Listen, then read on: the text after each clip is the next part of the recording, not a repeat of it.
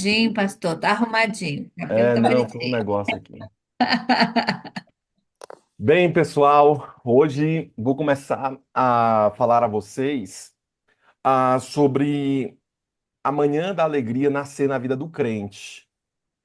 Eu tenho ouvido aqui muitas tristezas de vossas senhorias aí, muitas lutas que os irmãos têm passado. Então, eu quero hoje trazer não somente um bálsamo ao seu coração, mas também quero alertá-los sobre que as lutas que vocês passam e que nós passamos como um todo, elas não duram o tempo todo. Mais do que você se apegar com suas dores, porque às vezes tem algumas pessoas que se regozijam nas dores, né? A gente vai conversar com um irmão, o irmão sempre diz: Ai, pastor, minha cachorrinha morreu. Culto de quarta-feira, né? Minha cachorrinha morreu, não sei o quê e tudo mais e tal. Sempre tem um monte de lamúrias que os irmãos contam e poucos agradecimentos.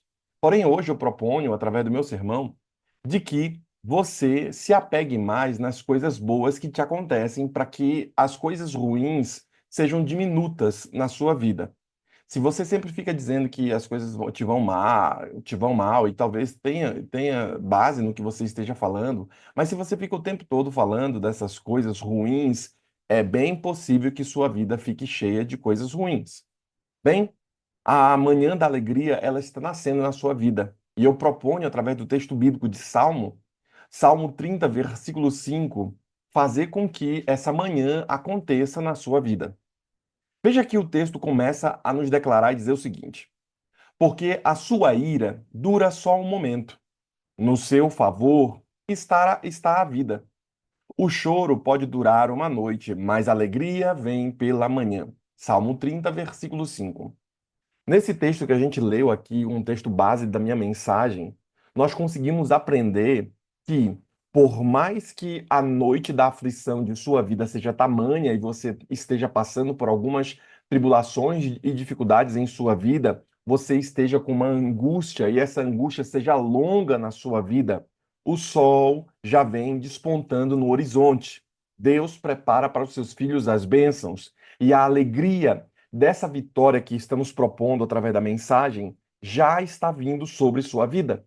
E por isso a importância de você acreditar mais na bênção do Senhor, mais no que Deus pode te dar do que o diabo pode roubar você.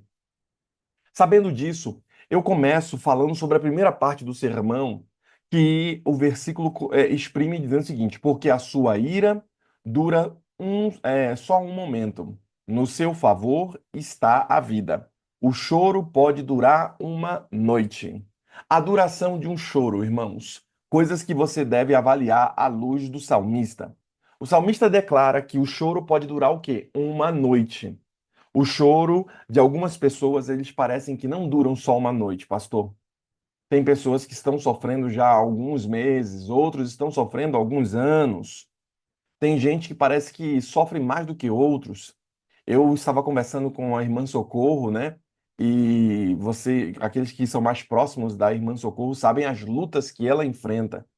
E uma vez eu lembro que a irmã Socorro estava falando em sua pregação, dizendo o seguinte: pastor, parece que algumas pessoas sofrem mais do que outras. Parece que eu tenho uma vida marcada com um sinal de sofrimento e tenho passado algumas lutas e não sei o porquê dessas lutas aí. É um fato, irmãos, de que o choro de algumas pessoas duram mais à luz da mensagem que a irmã Socorro pregou naquele dia. Porém, nós temos a certeza que a alegria do cristão vai durar muito mais. Nós temos a certeza, e é nisso que eu quero que você se apegue, de que a alegria em Deus, ela dura muito mais do que o seu choro.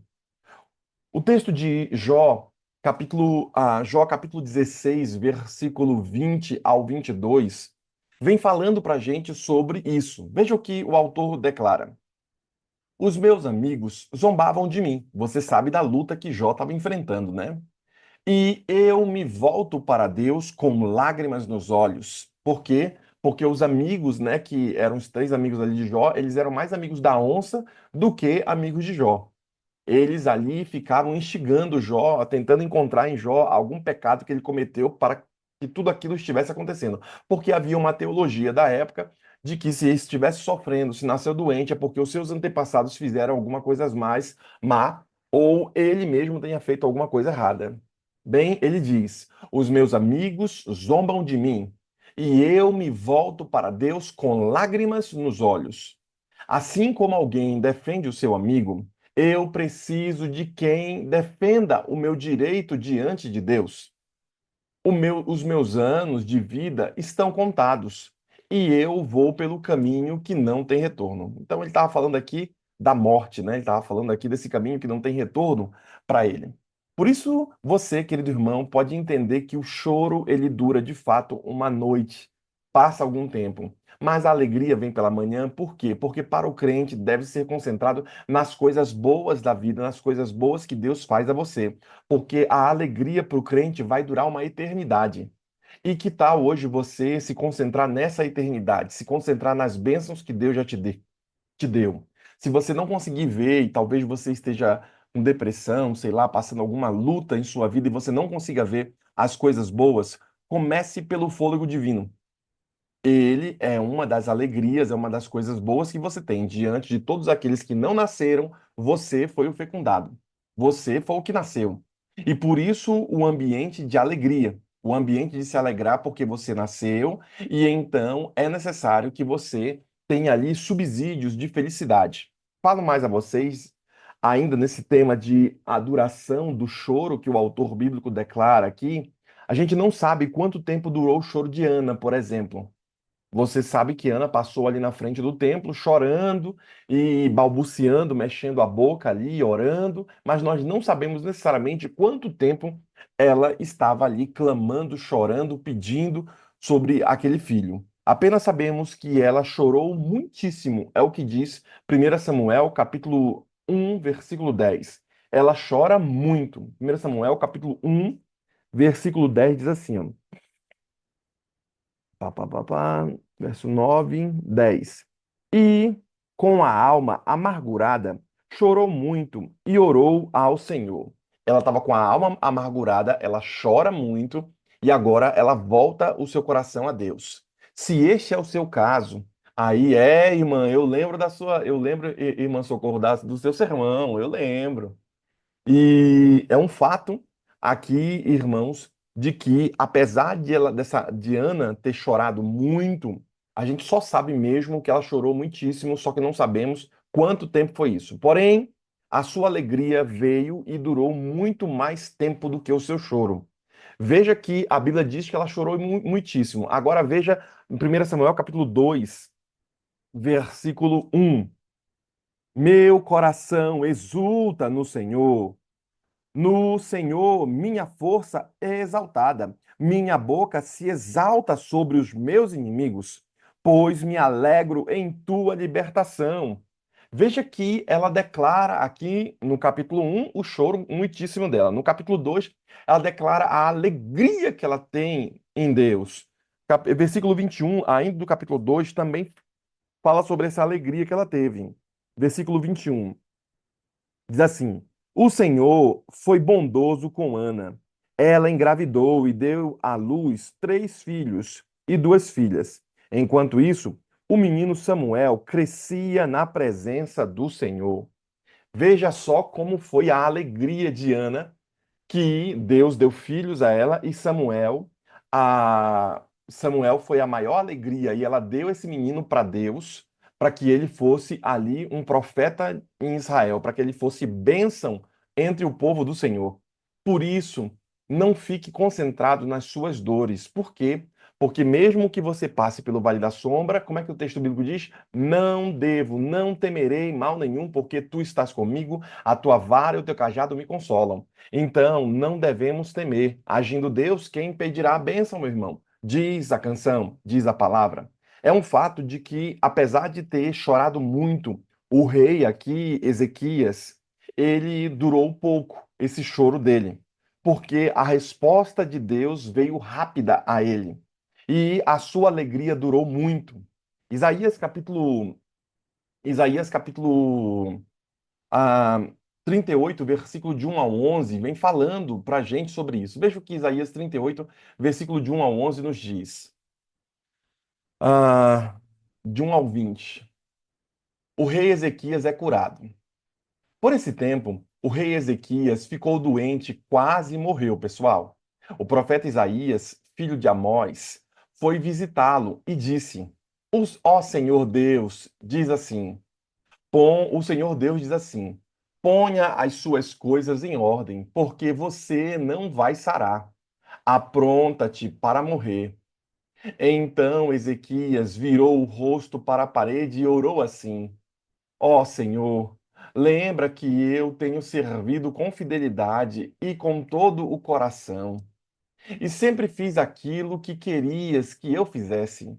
E chorou ele amargamente. Aí Deus mandou que Isaías voltasse a falar com Ezequias e lhe dissesse: o Senhor, o Deus dos seus antepassados, Davi, escutei a sua oração e vi as suas lágrimas. Vou deixar que você viva mais 15 anos. Livrarei você e esta cidade de Jerusalém do rei da Síria e defenderei esta cidade. O Senhor Deus lhe dará um sinal para provar que vai cumprir a sua promessa. Na escadaria feita pelo rei Acais, o Senhor fará com que a sombra volte 10 degraus. E a sombra voltou esses 10 degraus. Depois que o rei Ezequias sarou, ele escreveu o seguinte hino de louvor. Eu pensava que iria morrer na flor da idade, que daqui em diante moraria no mundo dos mortos. Pensava que nesta vida eu nunca mais veria o Senhor, que nunca mais veria outro ser humano. A minha vida foi cortada e terminada como uma barraca de pastores que é desmontada e levada para longe, ou como um pedaço de pano que o tecelão corta de um pedaço de tecido. Dia e noite eu pensava que Deus já ia acabar comigo. A noite inteira eu gritava de dor, como se um leão estivesse quebrando os meus ossos. Dia e noite eu pensava que Deus já ia acabar comigo. Eu voltava fraco, eu soltava fracos gemidos de dor, como uma andorinha, e gemia como uma pomba. Os meus olhos se alegraram de olhar para o céu. Ó Senhor, estou sofrendo, salva-me. Mas como é que posso reclamar? Se foi o próprio Deus quem fez isso comigo? Estou tão aflito que não consigo dormir. Ó Senhor, é por causa das coisas que tu fazes que todos nós vivemos, e eu também estou vivo por causa delas. Dai-me saúde a fim de que eu viva. Eu sei que foi para o meu próprio bem que sofri tanta aflição, mas tu me salvastes da morte, pois perdoaste todos os meus pecados. No mundo dos mortos, ninguém te agradece, ninguém louva o teu nome. Os que estão ali não confiam na tua fidelidade. São os vivos que te louvam, como eu te louvo agora. E os pais dizem aos filhos que todos podem confiar em ti. Tu me salvastes, ó Senhor. Por isso tocaremos as nossas harpas e cantaremos louvores a ti. A vida inteira nós te louvamos no seu templo. Veja, vamos parar por aqui. Veja, querido irmão, que o texto bíblico declara o choro desse cara, o clamor dele, as lutas que ele estava enfrentando. Não comia, não conseguia dormir, estava preocupado, sentindo dor, ele já não tinha mais nem força para falar. Os seus gemidos, como ele declara aqui, né, eram fracos ali. Porém, irmãos, nós percebemos que apesar dele ter chorado muito, o choro durou pouco. Por quê? Porque Deus deu a ele mais 15 anos de vida. Ou seja, a alegria do crente tem que ser alvo alvo do nosso descanso, alvo de querer alcançar ali a alegria do crente. Não ficar pensando o tempo todo nas nossas lutas e nossas dores. Eu entendo e sei que muitos estão passando por tribulações e vocês acabam escrevendo algumas delas aqui, outros acabam me ligando, ou a gente acaba conversando. Mas eu proponho a você, como uma solução das lutas que você está enfrentando, que você foque, direcione na solução do problema mais do que no problema em si. Porque às vezes alguns problemas vêm à sua vida e tem muito irmão, muito crente que fica paralisado e não consegue tomar nenhuma decisão diante do grande problema que lhe abateu. Será que não deveríamos nos concentrar mais na solução dos problemas? Será que não deveríamos nos concentrar mais na bênção do Senhor do que nas maldições que o inimigo tenta nos dar? Será que não deveríamos estudar mais as coisas do Senhor, a sua graça, a sua palavra, do que nós nos aplicarmos nas nossas próprias lutas e dor? Bem, falo isso com base no que o autor bíblico declara, o salmista declara, porque a sua ira dura só um momento. É um fato que Deus pode ficar irado com muitos irmãos, com todos nós, mas a ira de Deus é momentânea. A sua essência não é má. Ele quer, assim como um pai que às vezes tem que dar uma palmada no bumbum do filho, o objetivo do pai não é ficar o tempo todo instigando e causando aquela dor ao filho. Mas o objetivo do pai é corrigir, mas o que ele mais quer é viver em harmonia com o filho, ver o filho dando certo. Então a essência de Deus é que os filhos deles deem certo e que você seja ricamente abençoado, não que você viva uma luta, uma vida de dor, uma vida de luta. É um fato de que quando olhamos o texto bíblico, porque a sua ira dura só um momento, no seu favor está a vida. O choro pode durar uma noite. É um fato, irmãos, o choro, ele dura só um momento. Apesar de desse rei ter chorado muito, Deus deu 15 anos a mais de vida para ele. Eu ainda mais falo a vocês que ele, após passar uma vida inteira lutando contra Deus, Jacó, um outro personagem bíblico que passou por luta e dores, esse autor bíblico, esse personagem bíblico, aqui ele obteve a bênção do Senhor e o sol da manhã nasceu para ele também. Gênesis capítulo 32, versículo de 22 ao 31. Gênesis capítulo 32, versículo de 22 ao 31. Veja só essa luta que Jacó teve e a bênção que ele teve depois disso daí. 32, versículo 22 em diante. A luta, Jacó luta com Deus e transpõe o val de Jaboque. Versículo 22. Levantou-se naquela mesma noite, tomou suas duas mulheres, suas duas servas e seus 11 filhos e transpôs o val de Jaboque.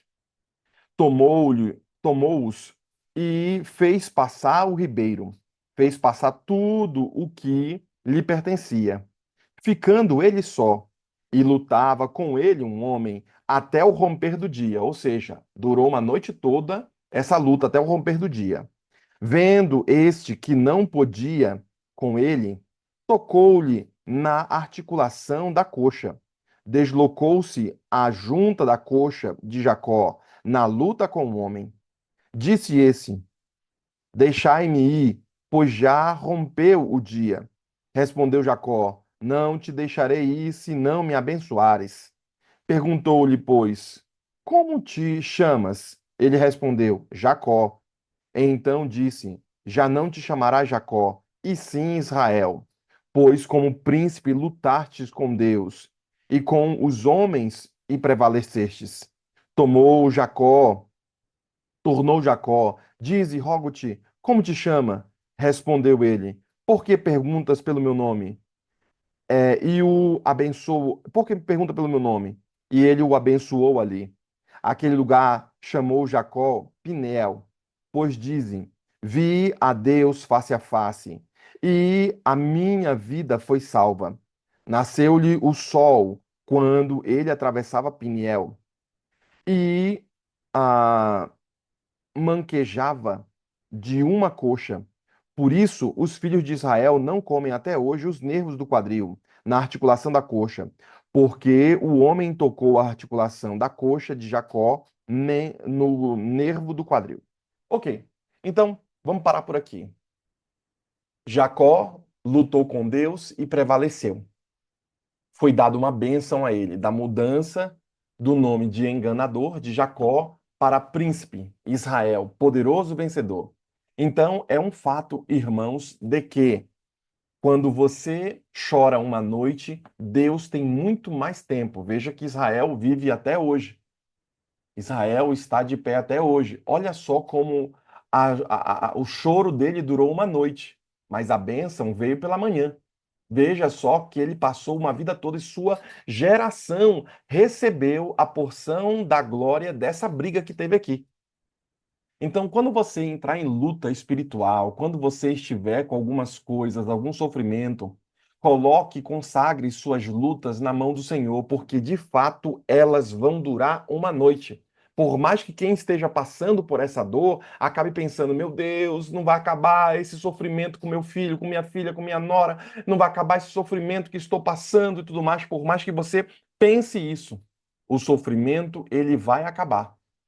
Por quê? Porque o choro dura uma noite, mas a bênção do Senhor dura pela eternidade, não só aqui no presente, mas também no porvir. É um fato, irmãos, de que eu concluo com esse último versículo aqui. Neemias capítulo 8, versículo 10, está escrito que, após o povo chorar copiosamente, estava o povo de Israel chorando aí, veio a palavra de consolo através de Neemias, ele tentando consolar e confortar o povo de Deus. Veja o que eles disseram, o que ele disse. Ide, comei carnes gordas, tomai bebidas doces, e enviai porções aos que não têm nada preparado para si. Porque esse dia é consagrado ao Senhor. Portanto, não vos entristeçais, porque a alegria do Senhor é a nossa força. Nesse último domingo, eu preguei no Horto, né? Preguei aqui com os nossos irmãos lá no Horto, que é um parque que nós temos grandes, por volta das 5 da manhã, 6 da manhã. E estava chovendo bastante nesse dia, e eu fui pregar, e eu falei justamente sobre esse texto com eles. É um fato de que eles estavam voltando de Jerusalém, de Babilônia, e eles, ao regressarem a Jerusalém, tudo derrubado, tudo arrebentado. E então foi feito o primeiro culto ali. E quando foi reunido a primeira vez, o primeiro culto, eles foram ler a Bíblia, né, que era a Torá daquela época, né, que era a Bíblia que eles tinham naquela época. E então eles começaram a chorar. Tudo derrubado, eles começaram a ver as pessoas que morreram ali, os seus parentes, o seu pai, sua mãe, né, por conta da guerra contra a Babilônia. E vocês sabem o pecado que o rei fez de, em vez de se apegar ao Senhor, ele se apegou aos amigos que existiam do lado, né? No caso, o Egito, para tentar combater Babilônia. E Neemias falou: olha, isso daí não vai dar certo e tudo, e de fato não deu certo. Eles foram para lá, ficaram lá muitos anos em Babilônia, e quando eles regressam à Babilônia, o primeiro culto que tem ali da nação, eles começam a chorar, porque eles viram que o que aconteceu aconteceu por causa de seus próprios pecados, de seus erros e porque eles abandonaram o Senhor. E aquilo foi devastador. E eles começaram a ler a Bíblia e não tinha consolo, porque o texto bíblico diz que eles estavam inconsoláveis ali, choravam demais. Imagina você chegar na sua terra e você começar a ver a rua da sua casa, as coisas, as balas ainda lá, o sangue ainda, que ninguém limpava, não tinha serviço público para limpar ainda. Tava o sangue lá do povo, as roupas, sei lá, devia estar ossos ainda no chão, não sei, a cidade ficou fétida, não sei o que aconteceu, mas imagine só, irmãos, tudo isso. Bem, o profeta diz: olha, vão lá e se alegrem agora. Vocês que têm um pouco de comida, vão aquelas pessoas que não têm comida nenhuma. Ide, comei carnes gordas, tomai bebidas doces, e envie porções aos que não têm nada preparado. Compartilhem a bênção que você tem. Por quê? Porque hoje é um dia de alegria. Nós voltamos para Jerusalém. Hoje não é um dia de choro, por mais que eles estivessem chorando demais. Hoje é um dia de alegria, porque hoje é o dia que nós voltamos a Jerusalém. Bem, porque este dia é consagrado ao Senhor. Portanto, não vos entristeçais, porque a alegria do Senhor é a nossa força. Ou seja, não era para eles ficarem tristes, era para eles fazerem Deus feliz, Deus alegre, porque a alegria do Senhor se configuraria o quê? A força deles. Faça Deus ficar feliz com sua vida. Uma vez eu fiz um sermão só sobre esse versículo aqui com vocês. A alegria do Senhor é a nossa força. Faça Deus ficar feliz com sua vida. Faça Deus se alegrar. Lembre-se que a sabedoria, o princípio da sabedoria é você respeitar Deus. É você colocar o Senhor em primeiro lugar. É você cuidar das coisas do Senhor. Esse é o princípio de ser sábio. Se você quer que as coisas deem certo, então peça para dar certo com a bênção e a anuência do Senhor. Ontem eu estava na igreja do Bonilha e entrou um rapaz lá que estava meio.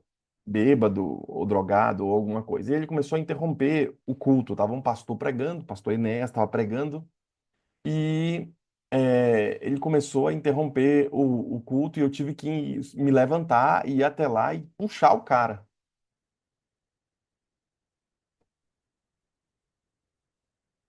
Alô? Tá me ouvindo? Tá ouvindo, né? Tá ok. E aí eu tive que ir lá puxar o camarada.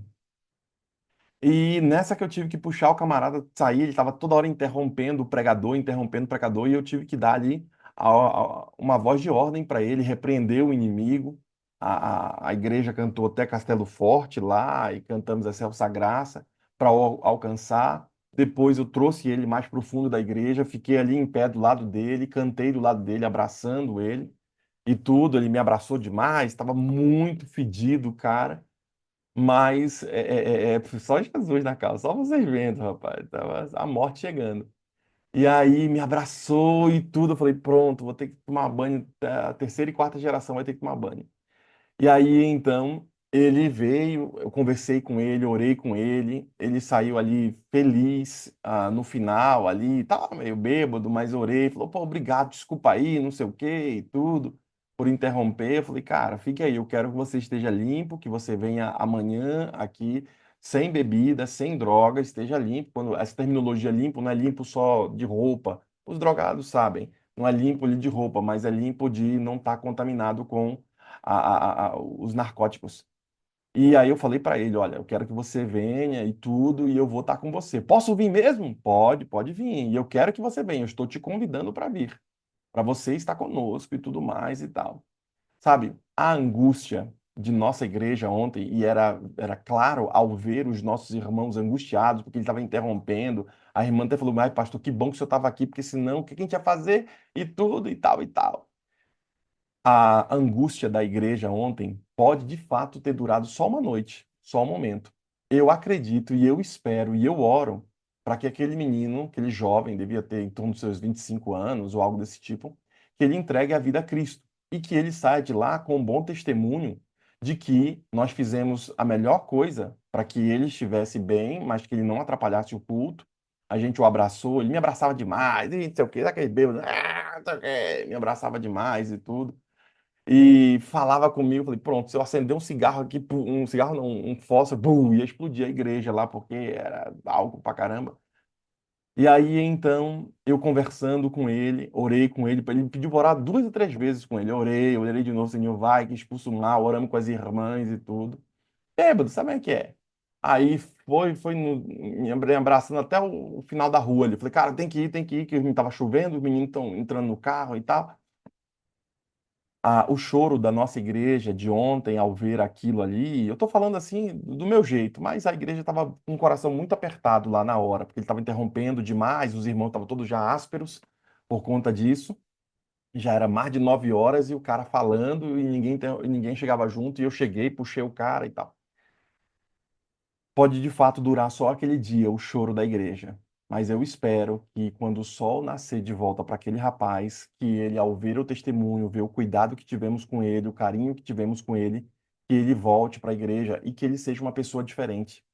É possível que aquela dor nossa e as orações que nós fizemos façam uma grande diferença na vida dele, porque é nessa fé que acreditamos. E que aquele episódio difícil e ruim da igreja de ontem, o choro da igreja que durou uma noite, que durou um período, possa ter uma manhã gloriosa, possa a alegria vir pela manhã e que ele consiga ali ser uma pessoa diferente. Talvez nós não entendamos algumas coisas. Talvez nós não tenhamos a visão completa, porque nossos olhares são humanos, mas Deus vê muito mais. E é possível que Deus tenha mandado aquele rapaz, ou permitido que aquele rapaz entrasse ali, para que ele visse, para que ele cantasse, para que ele voltasse aos caminhos de Deus. Ele citou vários textos bíblicos e tudo. Então, irmãos, sua luta pode durar somente uma noite, mas a alegria virá pela manhã. Então, se apegue nisso. Busque essa presença do Senhor. Amanhã eu estarei terminando essa mensagem, falando sobre como posso eu ter a alegria da manhã. Como posso eu corrigir a rota para que essa alegria chegue à minha porta? Como posso eu dar essa bênção para o meu filho, para o meu neto, para minha esposa, para o meu esposo. Como podemos ter essa alegria de viver novamente? Talvez seja esse o seu caso, de que a alegria de viver já tenha passado. Como é que você pode fazer para ter novamente essa alegria? Venha amanhã, porque amanhã teremos esse maná dobrado a você. Que Deus o abençoe e que o Espírito Santo esteja sobre sua vida. Vamos orar?